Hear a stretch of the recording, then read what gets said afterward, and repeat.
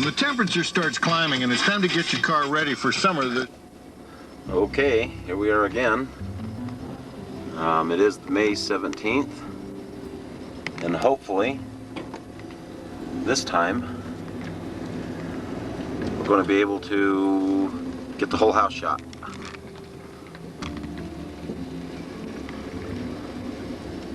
This is the front elevation, of course.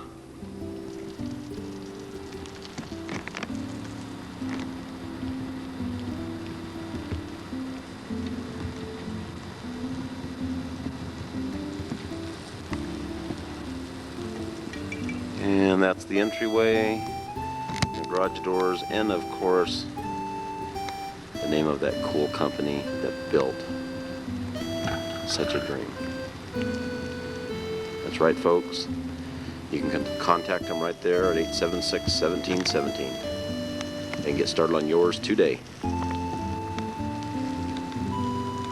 The yard was sprayed with hydroseed, and it's got a lot of heavy-duty fertilizers and such in it. It makes the grass initially grow much quicker, as you can see. And as we walk up towards the entryway, we're going to zoom in on these nifty little planting areas. And we might just throw in here that Betty was the one that did this planting and design.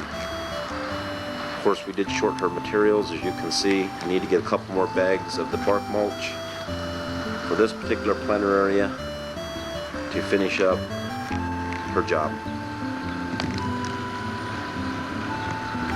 Okay. You'll also notice that on the front door, we have etched into both glass panels the front elevation of this house. Through the doors, try to pan back here so we get some semblance of what we're doing. You can see the marble on the entry floors. It's called a black rose. And again, we've got the window at the far back as soon as you step to the entryway that looks through the house and into the backyard, and from here we've got a view of the city. And of course we're on the west end of town, and this is looking east towards Sunrise Mountain through this window. Oh, house is obstructing our view. We'll have to take care of that problem. There you get a glimpse of the wonderful Bob Stupek Tower. And I think earlier in the video we zoomed in on the fireplace. It's a direct vent fireplace that has no chimney, as you can see, to obstruct the view. It's a gas, and it just vents directly out the back. The house also has pot shelves, features pot shelves here in the living room, along with this magnificent little niche, they call it, N-I-C-H-E, with which to put something. And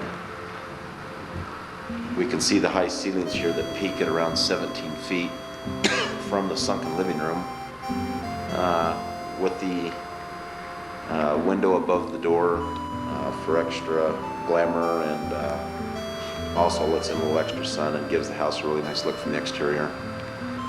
And you can also see that we've got the plant shelves on the other side of the living room as well. Part of this design also has these columns, fluted aluminum columns, which underneath them is the structure that holds up the high area of the house. Okay, right to the north, or as you walk through the door to the left, is the dining room. You can see the nice little fancy drops on the ceiling. And this is the formal dining area. Stepping through the dining area and looking back towards the west, we have a wet bar, complete with granite countertops and a wine rack. Except I don't know how they put those boxes in there. Oh well, that's not for me to figure out, I guess. Okay, as we step through this room, we can see there's a wall. That's of course the dining room again, living room, which has the open floor plan. There's no wall between them. Then as we step through this wall, we have the family room area, which has a pair of French doors that go to the backyard. And again, the east elevation. This also has the vaulted ceiling, as you can see. This also has a fireplace in the corner of the room. And then on the extreme north side of this room, we have a pretty huge window wall for viewing. And as we step a little closer, we can see the traffic zooming down Sahara, and also the AMPM mini market over at Sahara with a spectacular view of Sheep Mountain, which is normally snow-capped in the wintertime. We'll back up a little bit, pan back, stepped into the family room. We can see that this little area here, a little pop out, if you will, is for a informal dining area, and we call that the breakfast nook, which is actually part of the kitchen. And you can see the island in the middle of the kitchen. Again, this is part of the cathedral ceiling that adjoins to the family room that comes down into the kitchen area. And again, here we've got the granite countertops that kind of highlight the home with the granite backsplash.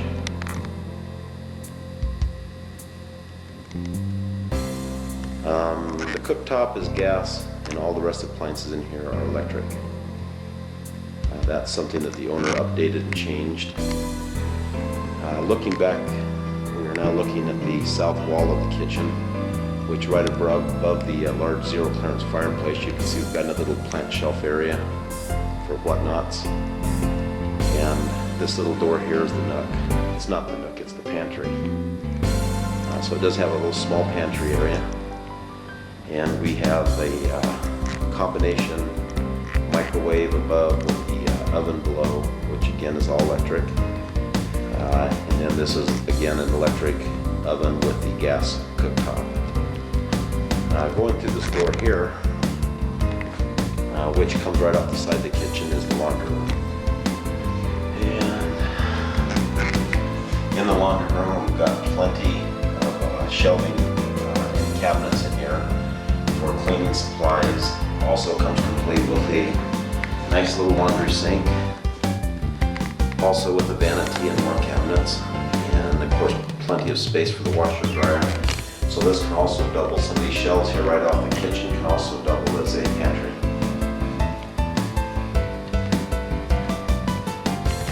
And then again from the kitchen, we just stepped out of that door, which is the laundry room. This door here leads to the garage. We're open. And as you can see, this is a fairly large, spacious three-car garage. We have a few of our cleaning supplies and things in the corner that we still need to get out of here. Although essentially we are done. And that's the door that goes back towards the kitchen. That's the door that goes back towards this back of the house on the north side, or the side of the house, if you will. And this is from the garage looking into the cul-de-sac with the rest of the neighbors. This guy's got his tractor here happening and doing a little bit of tractor work in preparation of doing his landscaping. The house also is pre-plumbed for soft water, if you will. And that little stub sticking down from the ceiling there is where it's pre-plumbed for the entire house for an in-house vacuum system, should the owner choose that option. The house has also been pre-wired for an intercom system throughout as well, and that again is at the owner's option. Okay, we're in the kitchen and the family room. Again, it's the big open design where there's not walls in between. And then as we look back towards the south end of the house, there's the living room and the dining room over here, which we've already been through. But now on the other side of this radius wall that we're looking at, there's actually a couple of radius walls right here. We come into a guest bathroom, or this is also the bathroom that would service the family room and kitchen area during the daytime for the family. Click on the old light here, And you can see that's the light fixture above the mirror. The mirror does have beveled on both sides, as you can see. And we also have a full shower here. It's kind of tight in the bathroom here. It's all tiled with the multicolored tones of gray. And that's the guest bathroom. Stepping out of the guest bathroom, and right next to it is a guest bedroom slash den. And this of course has a nice big window that opens and looks out towards the front yard, the planting area, the driveway, the grass. And you can also see the fancy little steps in the ceiling here, which is something that was designed into the house. And then as we come around and look at the opposite end of the house, oh my gosh, it's the creature. We have here mirrored wardrobe doors with just, you know, sliding type doors that enters into a fairly narrow closet, about 24-30 inches deep. And then on the other side, we get double pulls and double shelves. There's another door that comes right off the entryway into this room. And we step from here and we come around a wall that's been 45'd. And I don't know if when we were in the living room here, if I detailed any of the ceiling work and the pop-outs that we've done up at the top. But that's some of them. Yep, artsy craftsy.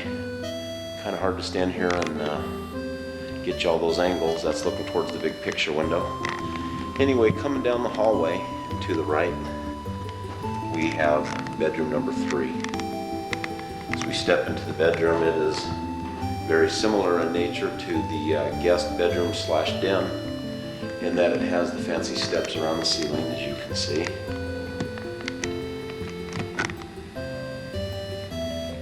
And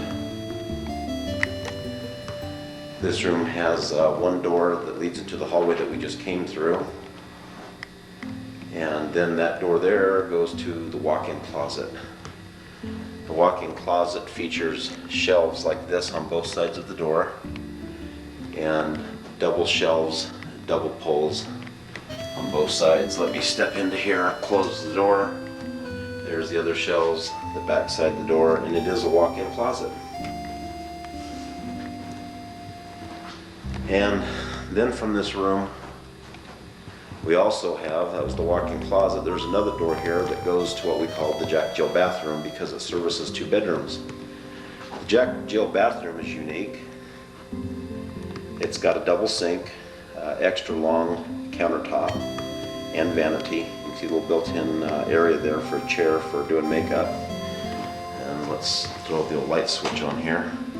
It's got the double lights, and this is set up to where somebody could be in here doing their makeup, combing their hair, brushing their teeth, while somebody steps into the other area, which is the bathroom, shower, and tub area. And this is set up with a bathtub with the sliding doors, as you can see. And the window is a glass block. As we step around the side here, the shower is around the corner. Yes, the shower. Now, you might step in this bathroom and say, golly gee, what are all these switches for? Well, let's see. The first one turns the light on. There it is, over the bathtub. The next one, there's a vent in the ceiling, and this actually blows down hot air on those chilly winter mornings. And when you push the next switch next to it, it turns on the light. And the next switch next to that actually pulls the air and any humidity from the room. So it acts as both a heater with a blower as well as a vent to pull the moisture out of the room. Now, as we turn back around the other way, we step into here.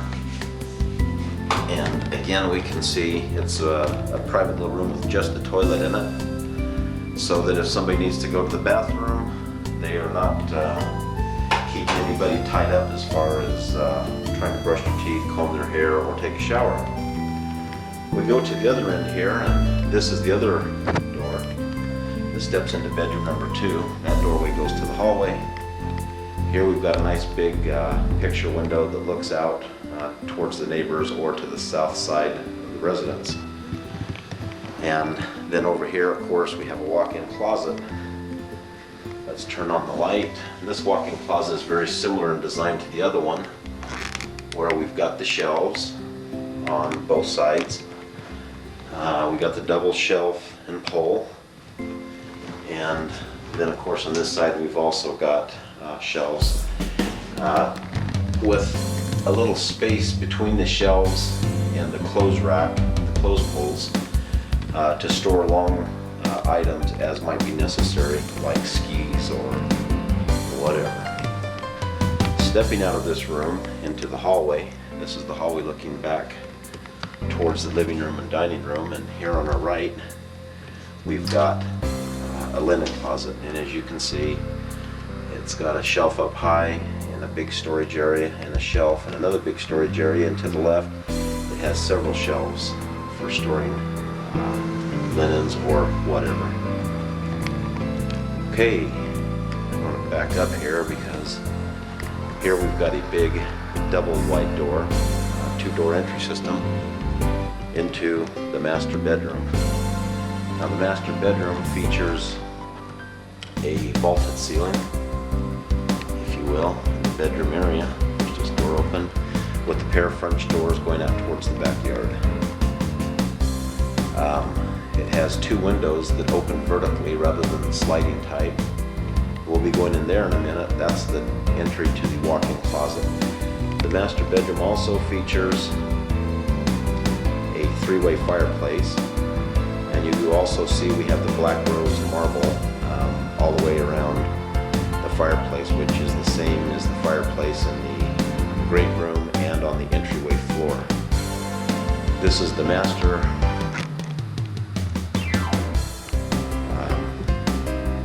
bathroom with the jacuzzi tub, or some refer to it as the love tub, and we have the glass block wall on the north side of the bathtub.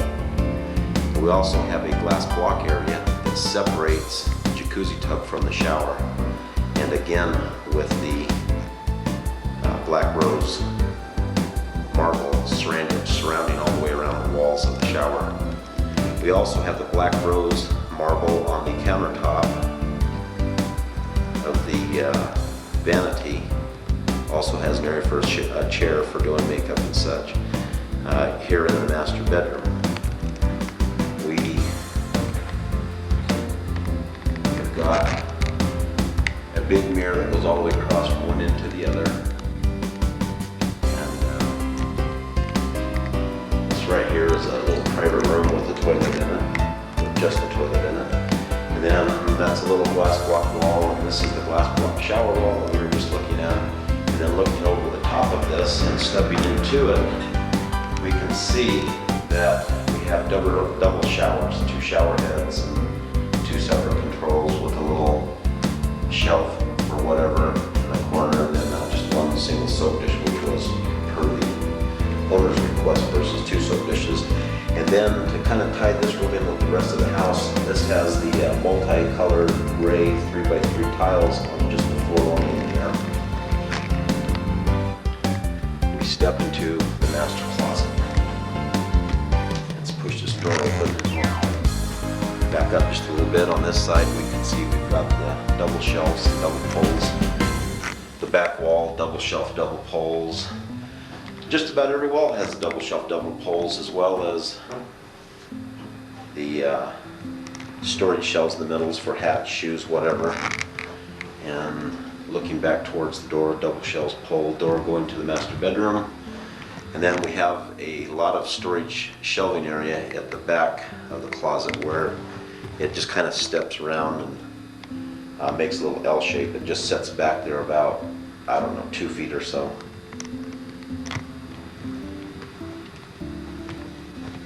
back through the house, we have a door on the side of the kitchen in the nook that does go to the side yard, which the house is built relatively close to this wall.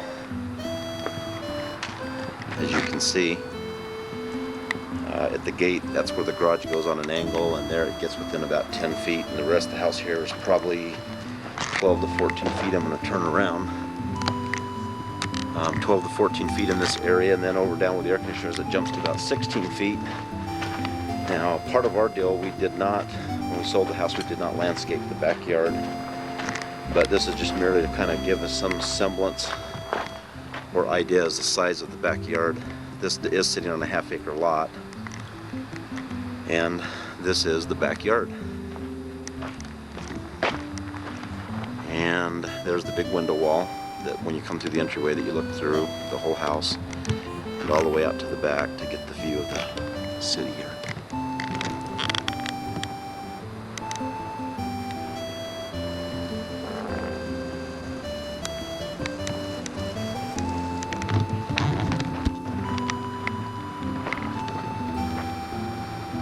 This home also features a split air conditioning system, and it's actually the split system, meaning that there's a condenser that sits out here on a pad outside, and then up inside the attic is the air handler itself. And then the house is divided into two zones,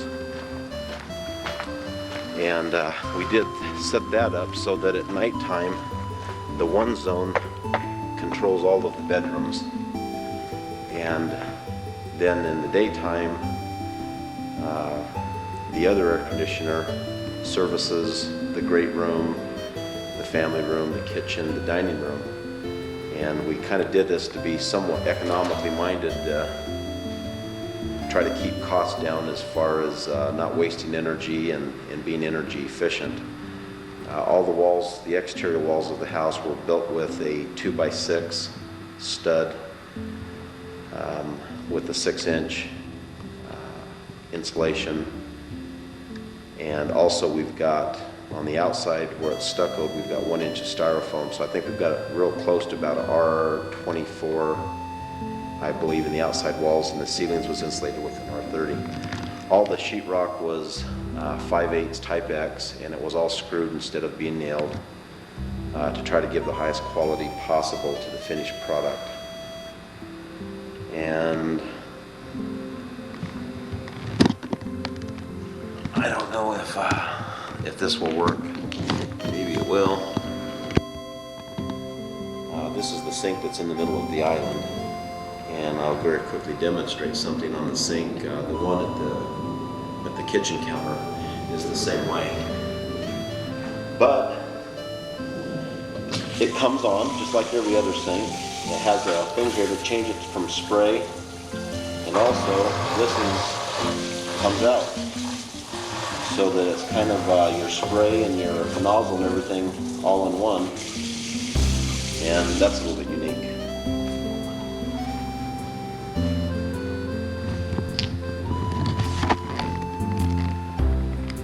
One last thing that I think I forgot to maybe kind of highlight or show, but I will very quick. They were going back to the master bedroom. I'm just bouncing back and forth and back and forth. Here on this wall, we have what appears to be just a regular light switch. In reality, when we turn this on, it activates the fireplace. Flame on.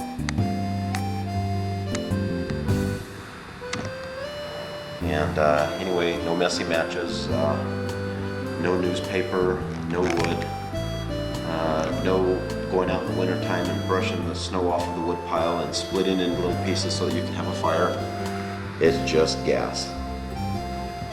Interestingly enough, we can see that the gas is getting, the glass on the fireplace is getting very distorted,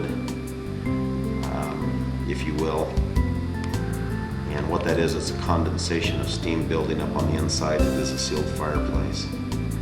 But after just a couple of minutes, the condensation burns off, and then you've got nice clean glass and a really, really nice look in the fireplace.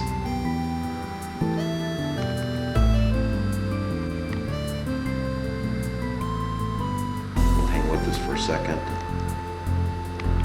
Well, not a second, but for a couple of minutes.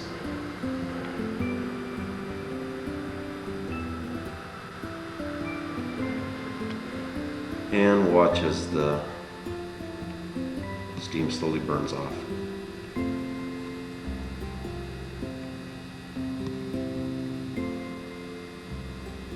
I guess who cares if the steam burns off? You can see it at the top right now starting to work its way down. But it usually takes about, I don't know, 2-3 minutes before it's all burnt off.